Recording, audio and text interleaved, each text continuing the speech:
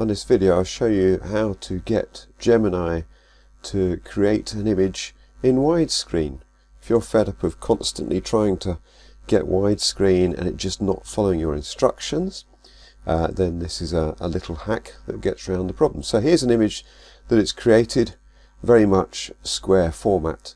What you want to do is create a widescreen image of some description, or find a widescreen image of some description, then just put this prompt in. Make the first picture the same aspect ratio as the second picture. So you upload the first picture, so in this case it's a picture of people in front of the billboard, and you want the same aspect as the second picture. The second picture is just simply, in this case, a 16:9 blue square. That's all it is. You do that and it comes out, works out a treat. So there's my 16:9. I hope that solved you a lot of heartache. If it has, give me a thumbs up. Subscribe to the channel if you're getting into AI image generation, AI video generation. Certainly exploring that deeper, and I'll be posting up more videos soon.